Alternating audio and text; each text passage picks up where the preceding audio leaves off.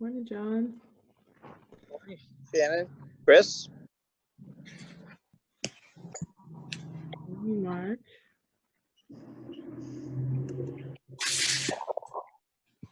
Alyssa's back, and Molly's back, and Janine's back, and Sue's back. Hi. Great to see Okay, can you guys see the moon and the planets? Well, not really. Oh, wow. You guys see? That's the crescent moon. Go out here. And Mars is just above it. You can only see a little And, dot. then there's Saturn. And then there's Jupiter. Let's see. So I have this. Oh, John. No, it's not easily seen. I'm camped out at a little park near my house. There's an old sundial and granite benches because I just had to be outside. Good idea. Oh, it's beautiful. Thank you. See the coast. See the light on one coast and the dark on another, right? That's wild. Yeah. Oh, let's see. I was just gonna give one. Tracy's coming in. Wait one more minute and see if anyone else shows up, and then we'll do our meet our lane mates again. We'll just randomly distribute to a couple people in the lane, and hopefully you'll get a new person that wasn't here last time. That wasn't in your room last time or your lane. Good morning, Tracy. Good morning. Listen, people, so exciting. Thanks for coming. Wow, Shannon. I have a mug for one of you randomly. I'll write your names and we'll draw. Here's even minutes. Aw. Thanks for coming, Molly. Oh, John, it looks so nice to be outside. Is it beautiful out there in Maine? It is. I was going to do it on my back deck, and we haven't gotten the outdoor furniture out yet, and so I wandered down to the local park. Cool. I am feeling incredibly cooped up, and I need to be outside every second that I can. I hear you. And I know I'm not alone. Right. We're supposed to get snow this morning in Nebraska. Yeah, We have snow in Massachusetts, northern Massachusetts. Yeah. We had a bunch over the weekend as well. Yeah. No snow here. Crazy. Don't rub it in. 70. It's every 10 years or so it happens, apparently. Yeah, I feel like the snow is just a reminder, you know, that marathon swimmers can endure anything. Like the water temps were going up, everything was looking really good. Oh, good. We could get back to open water swimming, some longer distances, and then this came. Wow. Just remember, Tracy, the water's always 72. Yeah. Yeah, Mark. Yeah, but if you've never done a snow swim, I recommend it highly. It's just Don't listen to that crazy man. I've done it, John. It was just short. long to get the magic. Hey, Molly, is the Cornhuskers still on? Janine, so far, I think they'll make a decision in mid to late May, but so far, it's still going. Which one was that? It's the Cornhusker State Games. We have an open water swim with distances from a mile to a 10K in the lake where I do most of my open water swimming. Yeah, it's a fun swim. Very cool. They've canceled most of our August swims so far. The only one that hasn't is Boston Light. I think that's just up in the air. Wow, I hadn't heard that August swims were being canceled yet. I still have two in July that haven't canceled. Oh, good. Yeah, they haven't. Kingdom Games is still, right? I haven't heard anything about the Kingdom Week. No, Kingdom's August. The Kingdom hasn't canceled yet. No. Yeah, they said May 1st they're going to assess. As much as freshwater isn't my favorite thing, I will go if it's okay. Yeah, the other one to take a look at for longer distances is the Finger Lakes one that Bridget puts on. Which And one? I saw Charleston is still on too, at least tentatively. Well, that's in October, so. I'm looking for anything. We got to plan ahead. Yeah. All right, so let's Charleston's a great swim. I've heard really good things about that one. Let's do a quick meet your lane mates, and let's talk about with your little subgroups, so you'll get a message to join a breakout room, and talk about a swim that you were missing this year with your lane mates. Let's go ahead, and we'll come back in 5 minutes so we can talk to Mark.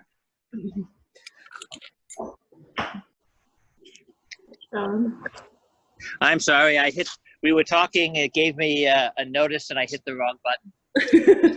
Done it before too. So nice out. It sure looks like it. What's the temperature, John?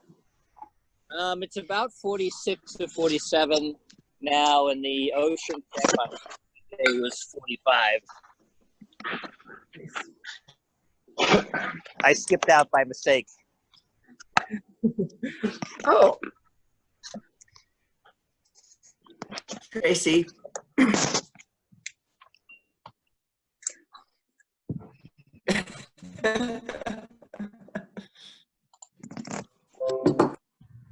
So this is the little park I'm at, with a sundial and benches to our former governor who gave all this land to the city.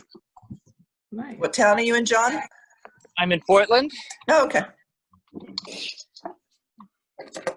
Is the little park like within walking distance of your house, John? Yeah, no one ever Nice. uses it. Some parks are like that, huh? And then every other one is shutting down because people can't stay far enough apart. Yeah. All right, you guys, are you ready to get to know Mark a little bit better? Sure. Okay. You ready, Mark Spratt? To be clear. Sure. All right. Tell us a little bit about yourself. Well, what most people know about my swimming career is my 5 Guys diet.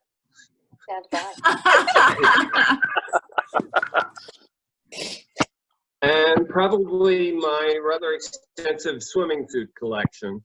I'm a native Iowan, and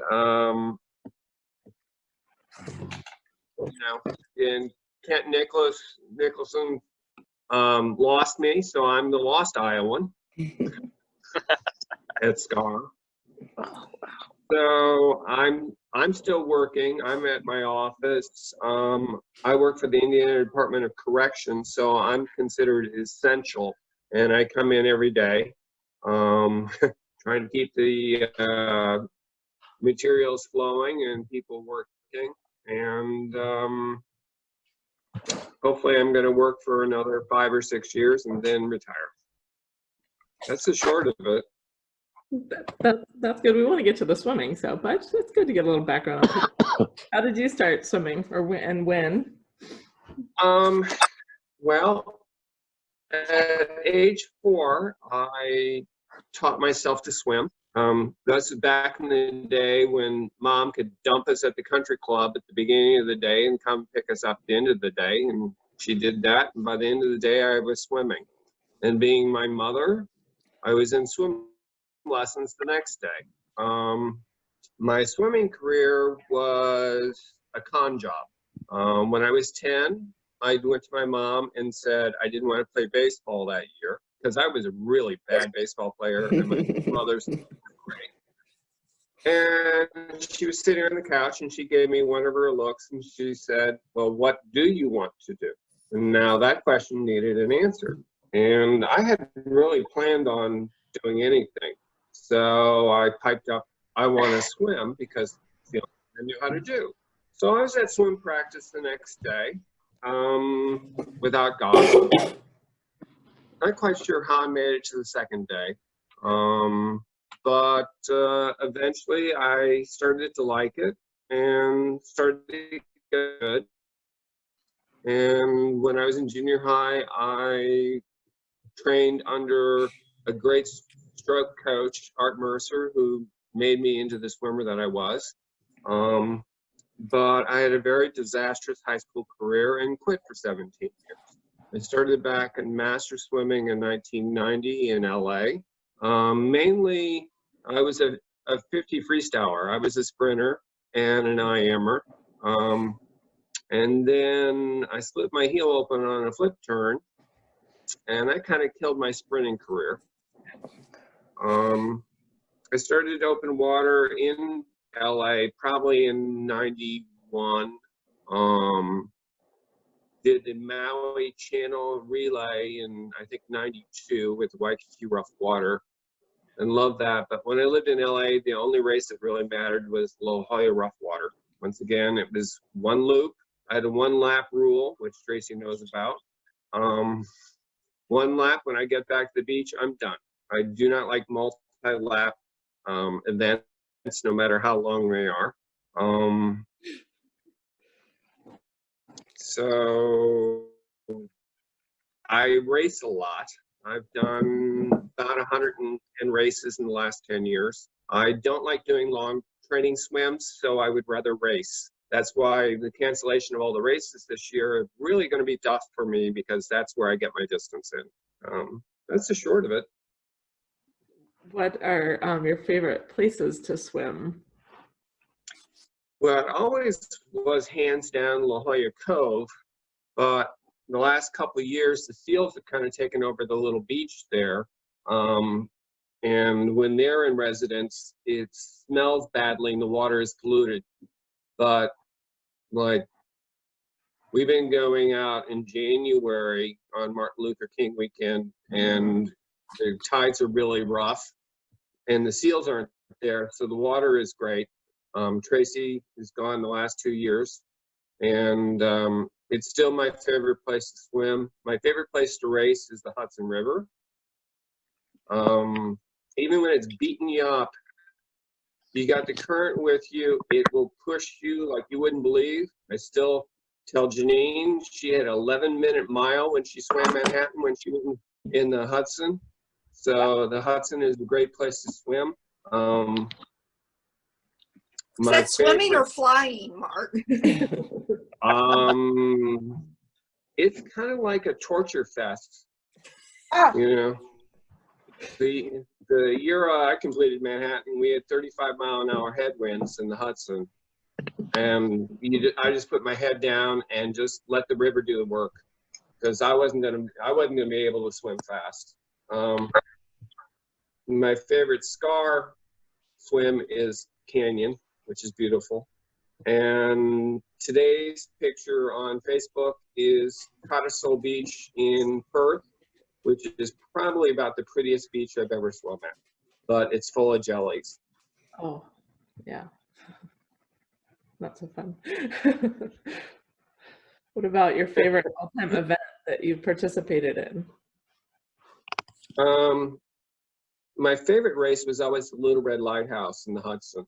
And was replaced by Spike and Dibble, although it's slightly different, but that was my first New York race, and it was my best racing.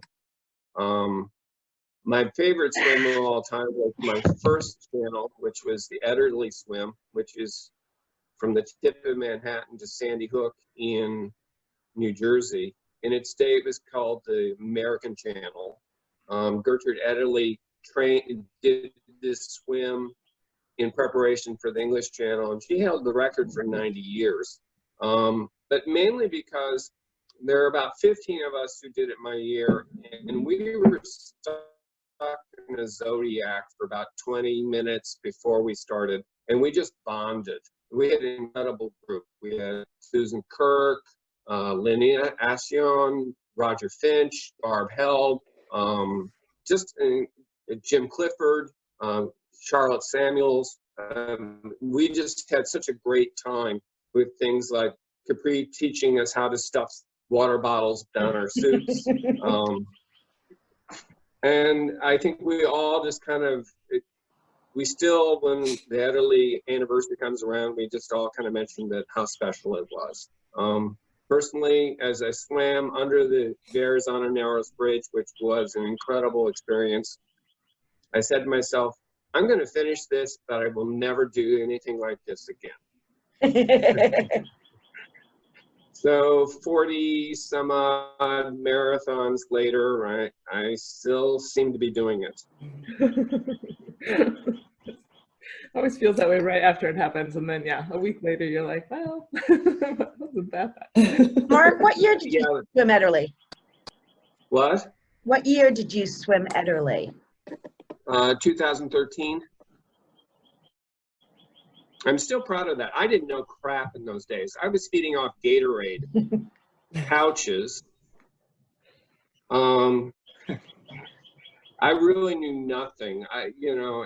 It was, but it's, my time was the 5th fastest time in the history of the Ederle and on that route. But I was that was so early. And that was kind of the serendipity. I had really intended to do it, but the Little Red Lighthouse the year before the water was 61 degrees and Morty made it an automatic qualifier for the Ederle. And I like not having to do qualifiers. So that's why I signed up for the Ederle. It just so happened. I think you've kind of alluded to this, but do you consider yourself a process or an outcome person? There's two sides to me. My work is very process driven. I'm basically the CFO of Prison Industries out here. And when I work for the state of Indiana, one of my little Sprattisms is the process is more important than the result. So it's very process driven, drives me nuts. On the swimming side, it's a little bit of both. Ultimately it is about the event and the result of the event. So getting there, I hate the training, I hate the planning of it, other than the logistics, which I'm great at. But that's a little bit more about the result, the outcome. How do you think you handle hard situations? Well, in almost every major swim, I've always had that point where I truly wanted to quit. And I've quit a lot of them. I have 9 DNFs. But usually what I do is a lot of bargaining and guilt to get me through those tough spots. Usually it's like, okay, I'm not going to do whatever the next big swim is. I'm canceling the rest of the season, let's just get this done, and then I'm not going to do this again. And then I have to use the guilt, but being raised Catholic and with my mother, who was the master of guilt, it's a skill set that I understand and I use effectively.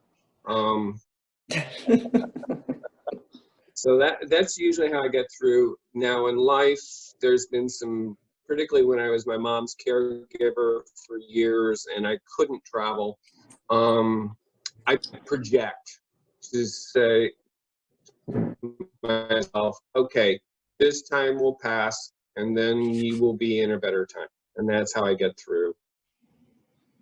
Just perspective, sounds like. Give yourself that perspective. What about, so it sounds like you're still working, but are there other aspects of social isolation that have been tough for you? Or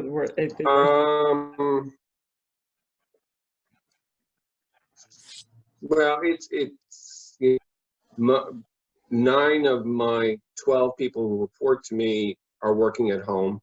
And like this morning, I had to restart a computer for one of my home people. I'm worried that one of my people might go into quarantine. Her brother's in quarantine. Earlier in the season, one of my people was tested. We thought she had it. Fortunately, she was negative, because then I would have had to go into quarantine. So we always worry about that. Our largest operation, the offender workers were pulled, so we have the National Guard in working for us. So quarantine is a little different.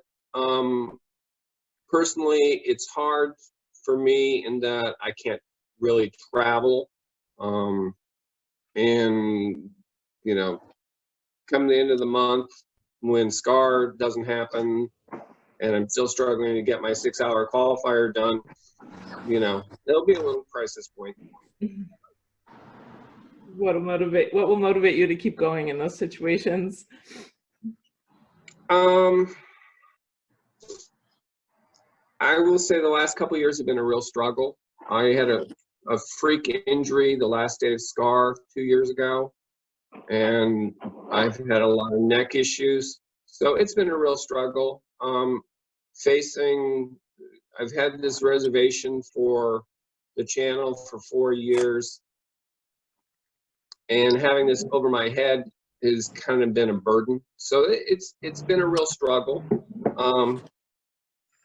But overall, once I started down this path, when I decided to do Catalina, which was going to be a stunt swim,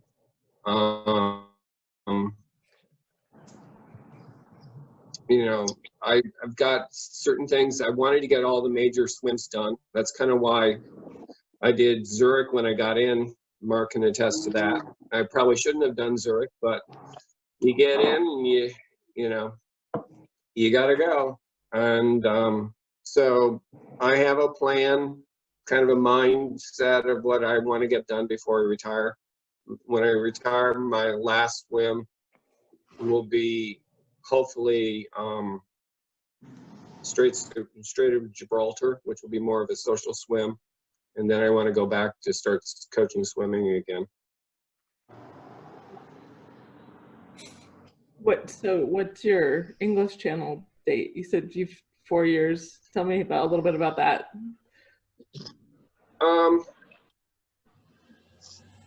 The moment when I got out of my Catalina swim, I climbed on the boat. Barb Held was my crew captain. She's telling me off, and she's going, "Mark, you got to reserve your channel boat." It's like, Barb, give me a moment. You know. So a couple months later, this is in 2016, I sent an email off to Suva. Get a response back a half an hour later. Mark,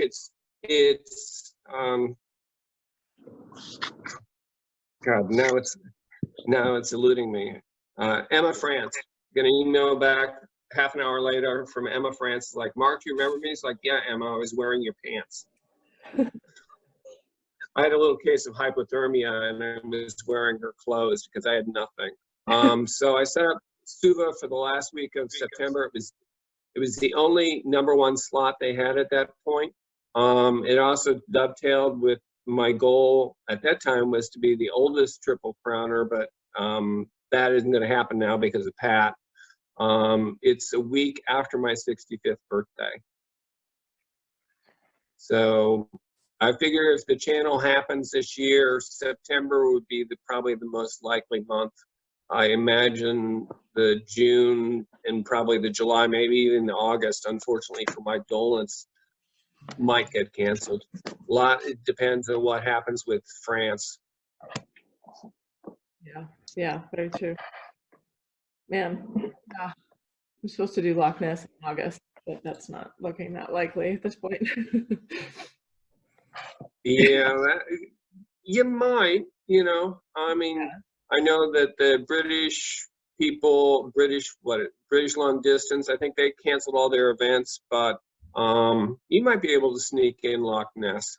Yeah, I don't know. It's supposed to be end of August. We'll see. A lot of it's about the travel restrictions. Exactly. Yeah, exactly. You know, I mean, I don't think I would let these people in at some point without the antibody tests. Exactly. Yeah. Yeah. Let's see. Who else should we have on virtual swim practice? Oh, and what should we name it? Anybody who can give me a better name than virtual swim practice. It's like marathon coffee talks. Marathon swim. With Mark, you might get virtual 5 guys, so watch out. You say that like it's a bad thing. It's worked for me, I mean, and honestly, I have an awful lot of converts to the Spratt nutrition plan, So, but the first person who came to mind was Susie Dodds, who has been important to me as a friend and also in my career. My first night swim and my first real cold water swim was in the 24-hour relay. My Ederle mate, Susan Kirk, who has done virtually everything, and I think everybody needs a little Jersey girls in their life. And I mean, I keep promising I'll go to Barbados with them, but I haven't made it yet. And then maybe Jamie Monahan. No, she's got a slightly different focus, particularly with this ice crap. Hey. She's done some cool stuff too. I draw the line at 50. Well, maybe 48. Morse was 51 this morning, Tracy. Chris had suggested Elaine Howley, and so she agreed to come on the 28th, with the day that she was supposed to be at SCAR. So and I'm on for the 21st, but I'll see if I can rally. You said Susie, and who was the other person, Mark? Susan Kirk. Do you know Susan Kirk? I don't know. Maybe you could introduce me. Susan has, I mean, the Jersey girls usually they take about 20 people down to the Barbados every year. Susan and I did the Ederle together. We've done the suck together a lot. She's done a lot of volunteer work. Like when I swam stage 7, 8 bridges, she was my crew person. She's a very positive, fun person. We bonded in the Zodiac at the Ederle when we were turned out that she used to live here in Indiana and used to swim with Dick Sidner and knows everybody. She's also on the US, she's very involved with the USMS. Cool. Very cool. Yeah. East Coast people all know her. Got it. Yeah. You've met her, Chris, haven't you? Yeah. Hey, Shannon, you could probably get Sara Thomas, couldn't you? No. Because I could probably get Sara if you. I just figured since you went to that castle swim, you could probably connect with her. Sometimes just tell her to get out of the driveway and come. Come on, man. I could throw a note out to her if she wants to come on. Sara is truly one of the great people. I mean, she really is. Yeah, we'll see. Before we run out of time, because we'll get kicked off in 4 minutes, we're going to have Rowan. This is my son, Rowan. So pull a name out of our mug for our mug winner. Can you pull a name out of there? Just one.